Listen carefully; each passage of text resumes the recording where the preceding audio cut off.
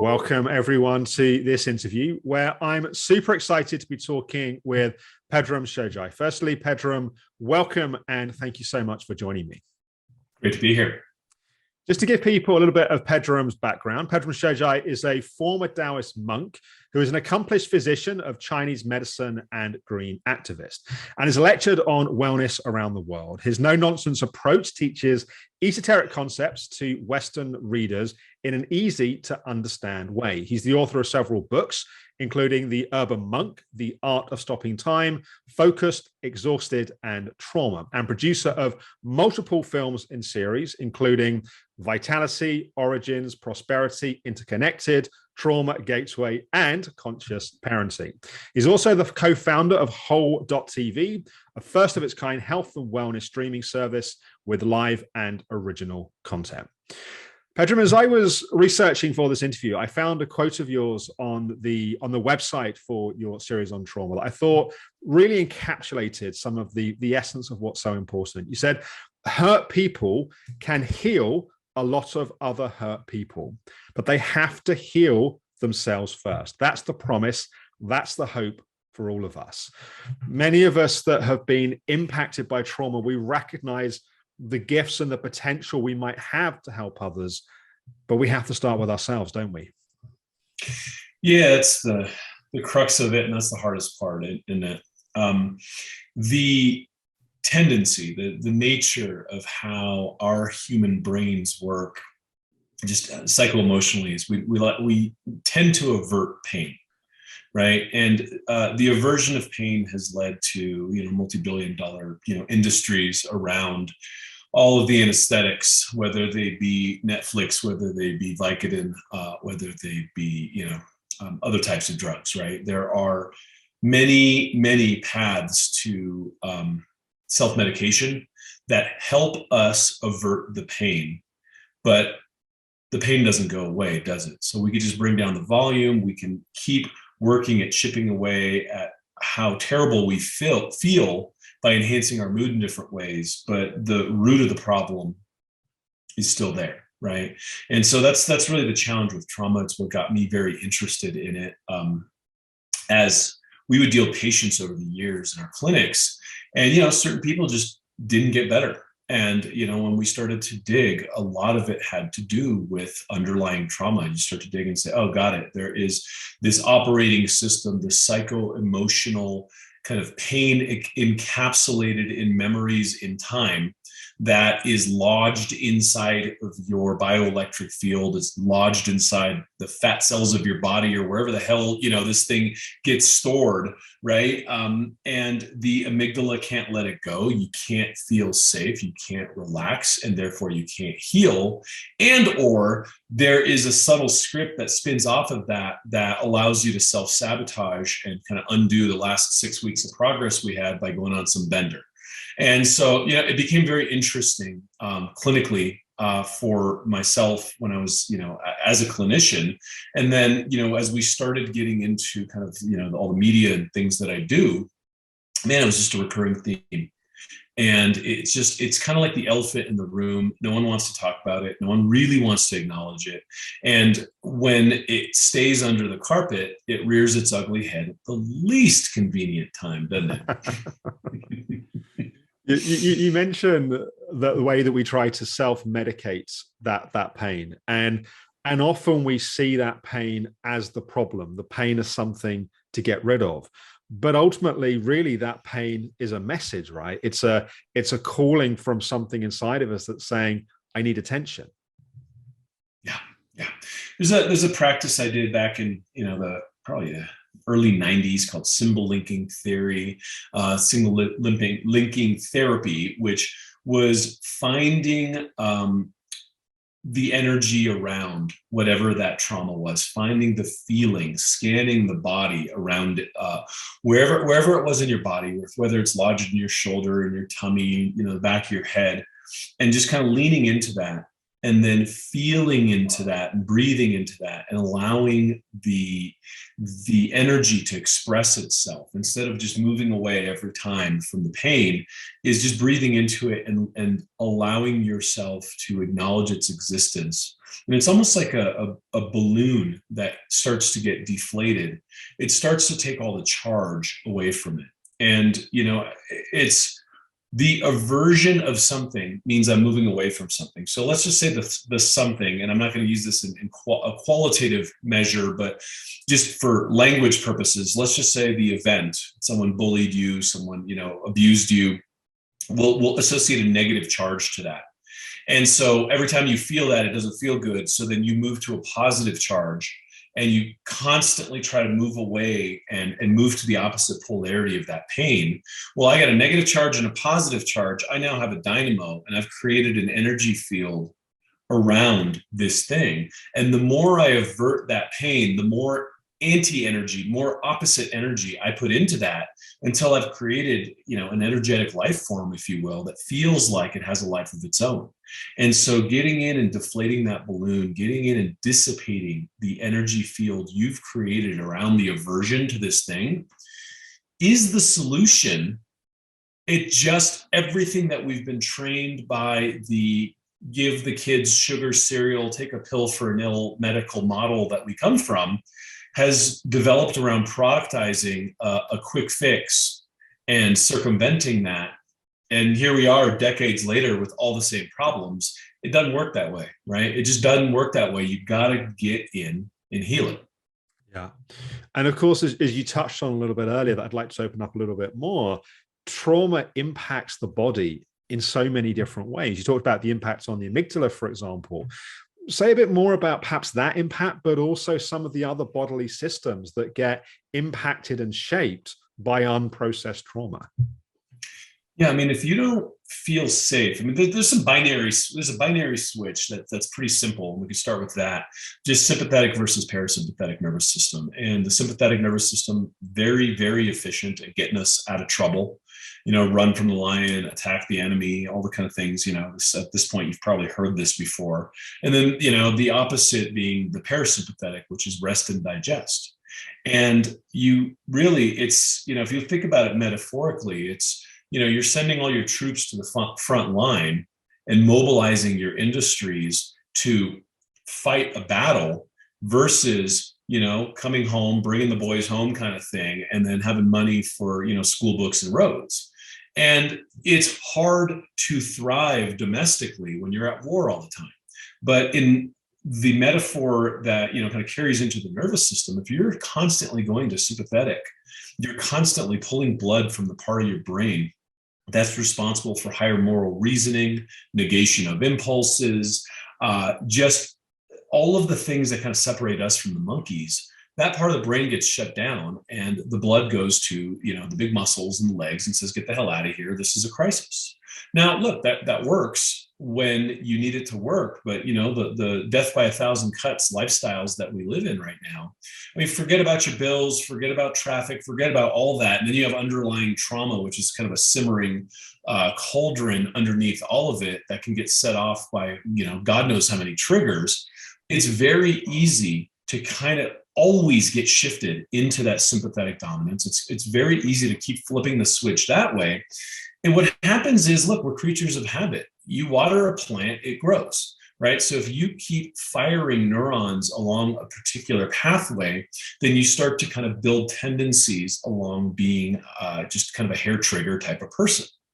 Now, people, and I think this is where I think the discourse around meditation gets very trite. It's like, oh, well, you just meditate and, boom, parasympathetic. It's like putting a tomato seed in the ground and getting mad that you don't have tomatoes and looking at it, 3 days later, 5 days later, and just still being pissed off that there's no tomatoes and not even having dug it down deep enough, not watered it, not created the soil and the substrate so that 90 days later you're enjoying tomatoes, right? And that's the same thing with meditation. Is people are like, well, I tried to meditate when I was having a panic attack. It didn't work.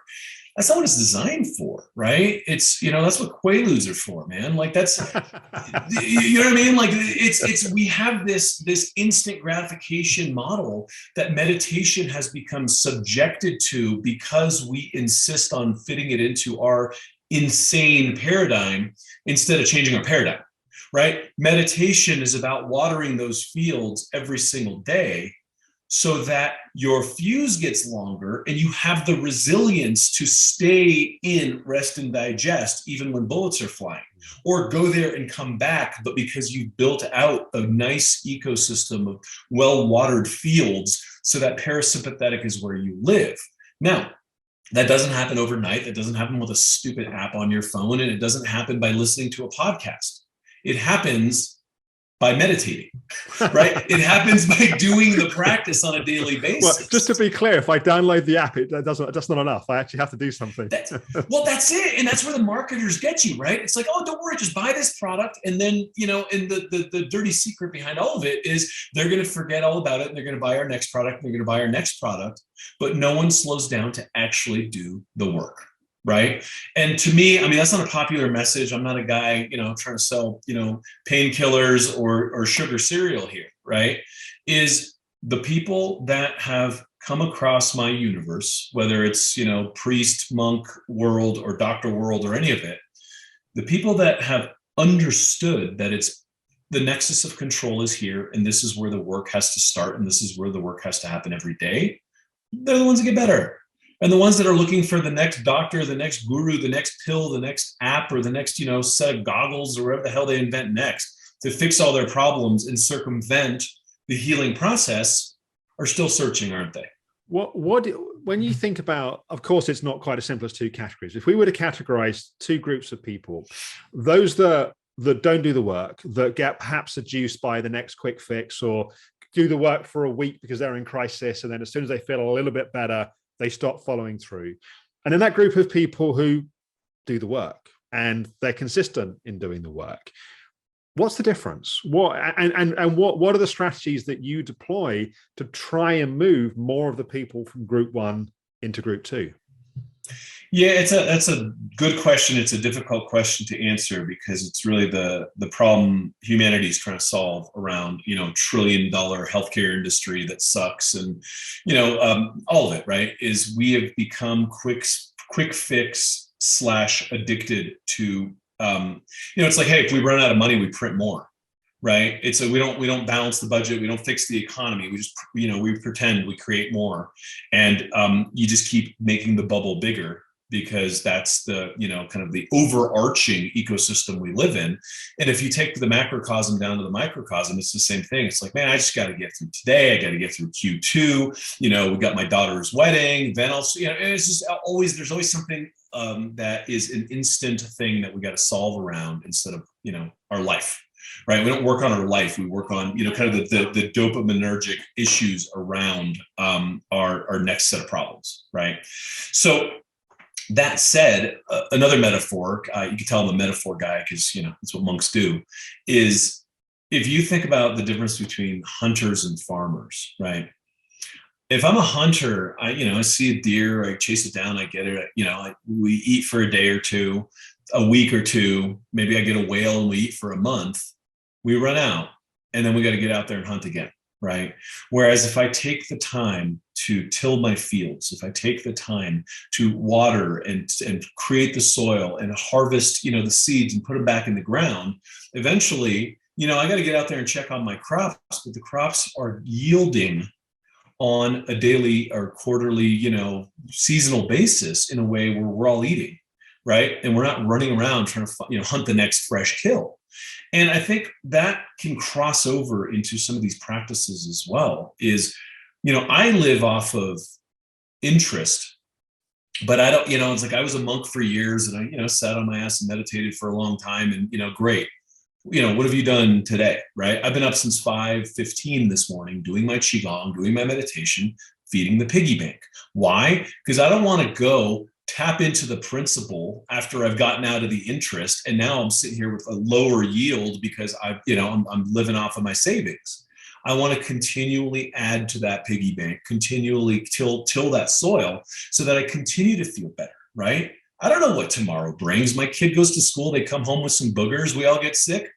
I mean, it's a reality, right? So I have to prepare for the eventuality that life will continually bring crisis, challenge, germs, bugs, elections or whatever.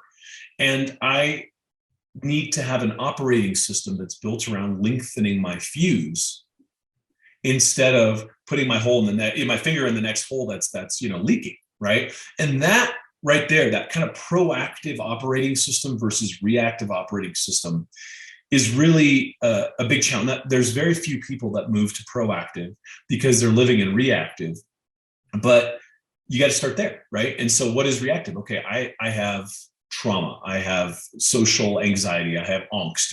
So let's start dealing with those things to bring down your pain, right? It's Maslow's hierarchy of needs. Let's address the problem that you're having.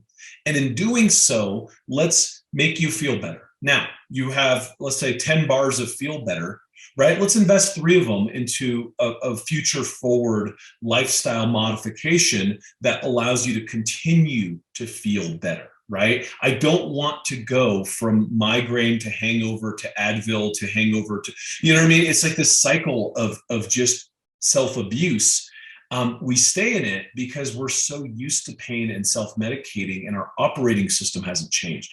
So I've been, I've done this crap for a long time. I've written so many books. I could yell until I'm blue in the face, right?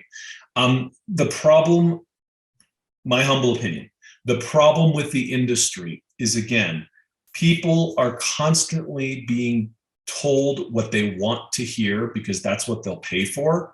So it's like a market-driven, self-fulfilling prophecy to continue to give people what they want instead of what they need, because no one wants to hear what they need. They just want a quick fix to what they want. And until people understand that the marketers and the self-help, personal development guys, and just everyone out there is trying to sell them something, and that something might not necessarily be in their best interest. Until you understand that, you're still stuck in the attention economy, in this kind of cyclone that keeps your eyeballs, your dollars, and your hopes and aspirations stuck in an eddy of material consumption instead of resolution and evolution, right?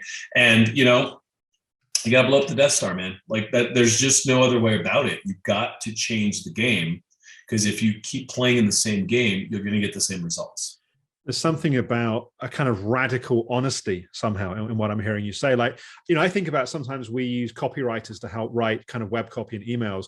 And generally my feedback is I tell them to tone it down. I'm like, it's too sensationalist. We're promising too much. Like, if we want to have a dialogue based upon truth, we have to communicate in a way that's based upon truth. And somehow I think when it comes to our relationship with ourselves, really what you're saying is we have to tell the truth to ourselves. And the truth might not always be comfortable, and it may not always be convenient. No, it's not. And the truth might, include having had sexual abuse when you were 6. The truth might be you started doing this crazy behavior when your parents got divorced. The truth isn't necessarily cotton candy, but the truth will set you free. So, all of the experts that you're talking to in this conference are offering areas of resolution to help someone turn around and actually heal, right? So the Taoist tradition I come from talks about this concept of retroflexion. It's turning the light of awareness around to observe oneself.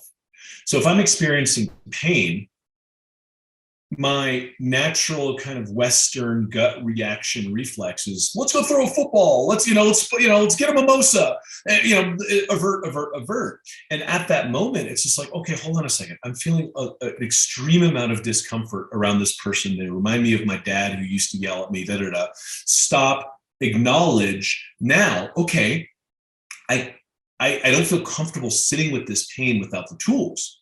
Great. Obviously. So now let's give you tools to now sit with that pain and heal it. Let's give you, behavioral therapy. Let's give you tapping. There's a myriad of ways to then get in and be like, okay, I'm experiencing discomfort. Let me learn from this and let me grow through this, versus run for the hills, right? and run for the hills oftentimes looks like, acceptable social behavior, because it's like, let's go to the pub, right? Like there's a lot of ways to run for the hills and look like you're just being a normal citizen, but you know what you're doing, right? You talked a little bit earlier, Pedram, about the importance of that feeling of safety. And often part of what we've lost is that place of safety. What, in your experience, are some of the things that most help us recreate that place? Is meditation one of them? I mean, certainly my experience has been that, and I very much appreciate what you said about it not being a quick fix, and the time to learn to meditate is not when you're in a massive crisis of panic attacks, but there's something about meditation, I think, as a pathway to safety. But yeah, say a bit about that and what else you notice really supports people finding that place.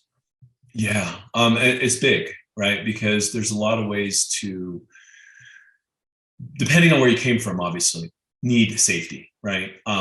The good boundaries, I think, are a big part of understanding safety and understanding to say, hey, listen, bud, you're getting too close, or I don't like that. That doesn't, I don't want to, I don't want that conversation happening here, right?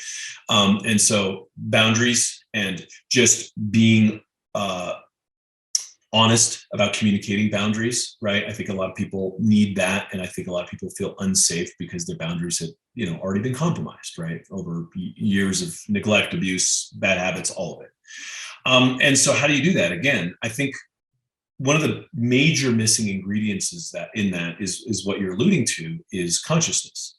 And if consciousness leaves the room, you are subjected to unconscious, subconscious behaviors that tend to be rote and tend to be come from an orientation that is reactive and based on past trauma and all these types of things.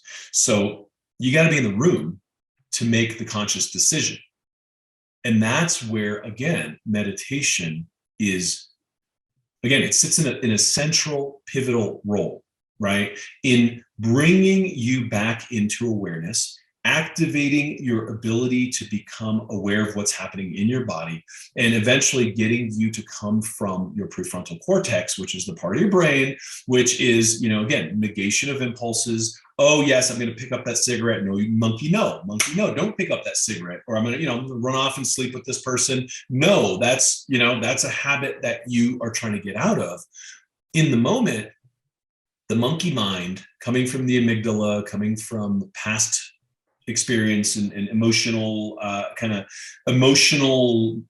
momentum tied with behavior, will get you to just run down the same road. The part of the brain that stops that is the part of the brain you need to feed, and the part of you that becomes conscious, that sits there and says, oh, I actually have a choice here. I can make a decision here.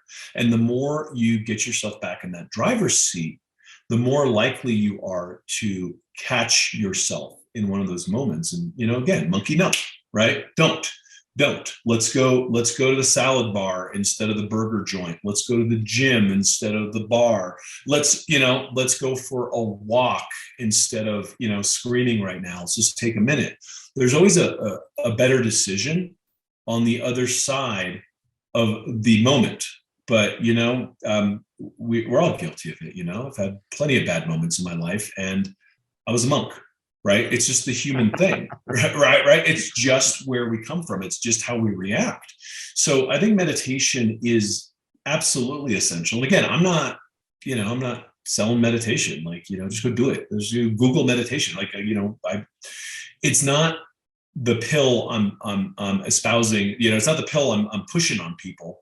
I can tell you that any sort of mind-body work that holds muster, right? And there's, now there's all these, research projects happening and all this stuff, is, you'll start to see a modulation of NF-kappa B pathways. You will start to see inflammatory cascades come down, right? You will start to see the digestive tract and leaky gut start to get better. There's a direct correlation between kind of stressed out nervous system and vagus nerve activation, innervation, that then lights up, the bad bacteria that have, kind of dysbiotic downstream effects that lead to, leaky gut, but also, lead to the propagation of bacteria that will give you Alzheimer's, that will, give you heart disease. I mean, there's a lot of research It's funny is I've kind of come full circle. Like I did the monk thing, then I went to the physician thing. And then I realized that the kind of the crux of all of it was, I could throw all the right supplements, drugs, peptides. I could throw the kitchen sink at you. But if you're going through a divorce, or if you've got some underlying trauma and you've got all sorts of kind of psycho-emotional stress and duress, nothing I do is going to be effective. And so the elephant in the room is the crap no one wants to talk about. So let's talk about it, right? And so it's like it's come full circle back to saying, hey, who are you? What do you want? What's keeping you from your fullest expression? What's haunting you? Let's shake out those skeletons. Let's heal you from the inside out. And then you're going to choose the better food because you don't want to freaking kill yourself. You're going to choose the better choices because the self-sabotage is going to become apparent, and you're just going to stop doing that stuff, right? But to me, it's become kind of the central pivot of all healthcare is we're emotionally wounded, we're spiritually wounded, and yet we're like, oh, I should take vitamin D. Why? Who cares, right? If I'm in this psycho-emotional angst and I just don't know if I even want to live and I have a hard time getting through, my morning, let alone my day or my week, what do I care about your stupid diet, right? I have a central operating system issue that needs to be healed. That's a much deeper wound than the 8 pounds I've been saying I want to lose. And obviously meditation is a key piece of the jigsaw. Do you find that meditation alone is enough, or do you find that often people need to bring in other tools and strategies to, particularly with those very repetitive, addictive patterns that have got a lot of momentum within them? I think meditation is kind of like a central glue ingredient, right? But I would never, ever, say that meditation is all, right? You got to watch what you eat. You got to fix your sleep. You got to move your body, right? Like it's life has a lot of different components, and there are multifactorial, kind of multi-vector approaches to healing any given human. And for me, it's like, okay, well, what's the problem here? You sit at a desk all day, get your ass up, walk around. Are you making bad food choices? What do we have to deal with? And to me, meditation is the part of the equation that allows you to come from a place of consciousness and a place of kind of better decisions, so that you can then activate those decisions into all the kind of downstream lifestyle areas that all need to be healed. My problem is you come into my clinic, I got my white coat on, I'm like, okay, I found the problem. Here's your blood work. Here's all the crap. Here's what we need to do to get it better, right? And you don't have the operating system to do it because you're not conscious, you're not in your head, the trauma pulls you out, the memories, take you back. And so you don't do all the lifestyle stuff, right? And so for me, you go through the lens of meditation to bring consciousness into the equation. And then all of these things are capable of getting activated. And then you start to see the results. Going the other way around, man, I did that for years. I was like, okay, I did the monk stuff. That's cool. I'm going to keep that in the closet. I'm going to do the doctor stuff. And I realized that the doctor stuff without the monk stuff is really a lot less effective. Sometimes people's reason for not committing and not following through on their healing path is that they just fundamentally lack a self-discipline they need to cultivate. And other times that resistance is those protective patterns that are coming in, and it's almost like those defenses get in the way. And other times I think what happens is that people have tried a number of things that haven't worked, so they're now not daring to get hopeful. They're not daring to try something for the fear of being disappointed again. And I'm wondering how you see working through these different resistances, and is it just trying to get enough willpower, or what helps get through those? Yeah, it's a great question. And I think, people talk about habit stacking and trying to figure out how to do these micro habits to kind of build back up. Because if you've proven to yourself that you fail and you fail consistently, then why try anything? Because you're a failure, right? And I think that there's a key missing ingredient in the willpower conversation. And willpower is very Western. It's like, let's run with a sword and conquer the world.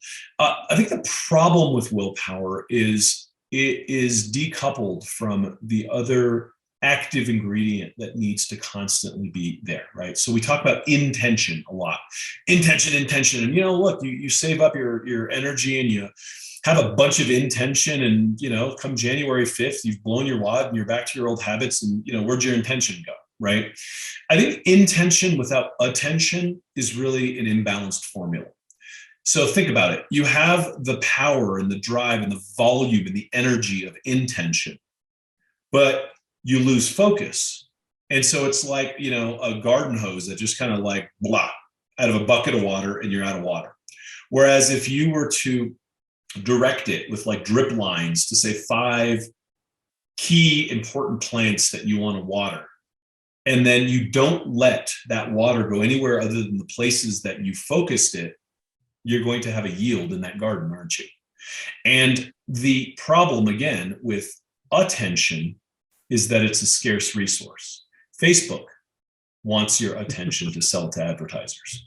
Google, Toyota, name a brand. Everyone is vying for your attention. And they're good at it as well. And they're better at it than you are. And that's the battle we're fighting. Yeah. Right? They have teams of neuroscientists knowing that you're predictably going to move your attention to this with a blue light and a popping sound or whatever the heck it is, right? And so how do you fight that? Is you take it back. Your attention gets retroverted back into your own brain, your own consciousness, your own body, and your own life's priorities.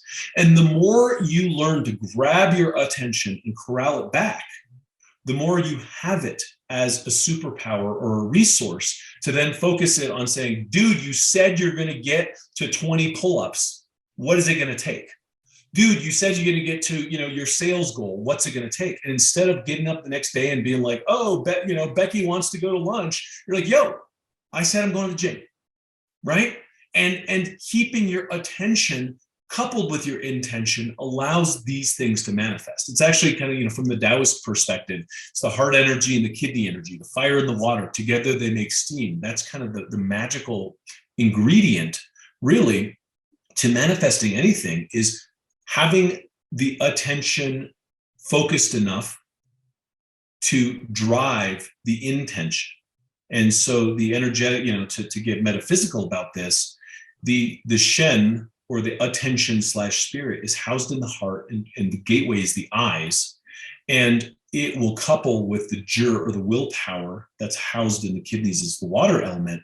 And when you fuse those together, you focus your energy on something, you focus your mind on something long enough, the energy will continue to flow to it. And when the energy flows to something long enough in 3D reality, it starts to assemble a material reality around it.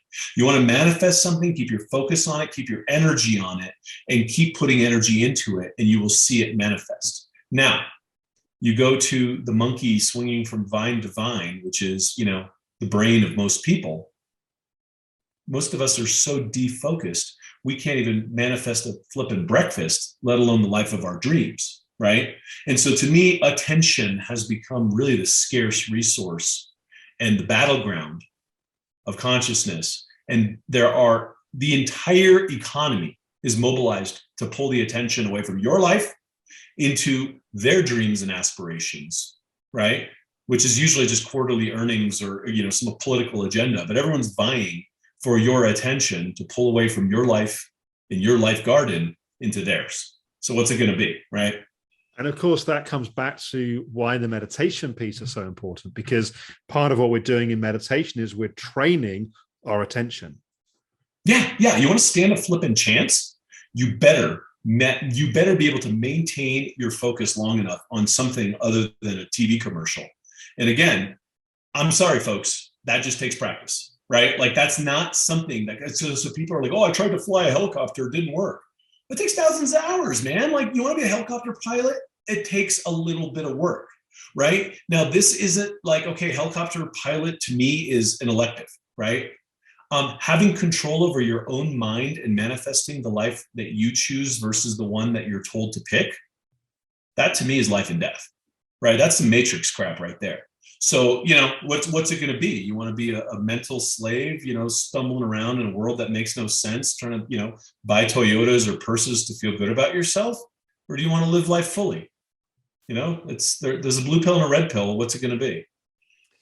What's your recommended starting point? You're talking to someone at a dinner party, or working with someone in clinic, and they've got to this piece in the understanding. They recognize that they need to start. Where do they start? Like what in terms of resources and kind of practical strategies? I mean, listen, honestly, what I'll tell someone at a dinner party is, okay, here we go. 4-count breathing, basic Buddhist stuff. None of this new age woo. This has been around for 5,000 years. It's worked for, hundreds of millions of people. Breathe into your lower belly for the count of 4. Hold your breath for the count of 2. Breathe out for the count of 4. Hold your breath for the count of 2. So 4 in, hold 2, 4 out, hold 2. Rinse and repeat. And not if, but when you find that your mind has wandered, simply recognize that that's what the mind does and just go back. Do it and set a 10-minute timer and just do that every day, 10 minutes. And don't stop until you've hit 100 days in a row without fail. And if you miss day 12, start over. Teach yourself to feed yourself first. Teach yourself that you're going to assemble your entire day around this dedicated act of self-love that brings you back to awareness and consciousness. And then, yes, go heal your trauma, go fix your company, go, deal with your kids. But if you can't build a habit around self-love, you can listen to all the podcasts, conferences, watch all my movies. You're still not going to get better, right? You still got to do something, man. Start there. The interesting thing with that practice as well is even if the practice is crap and it does nothing, the very act of committing to something for 100 days, you've progressed, right? The very act of showing up to yourself has been an act of self-love. Yes. And that dedicated act of self-love is a vote in the right direction. And you keep doing that for 100 days, you're starting to build a habit that then you could stack on and say, okay, you know what? I did that. It took me 4 tries, but I flipping did it. What else can I do? Add some push-ups, go for a walk, whatever it is, start to assemble the skeleton of dedicated acts of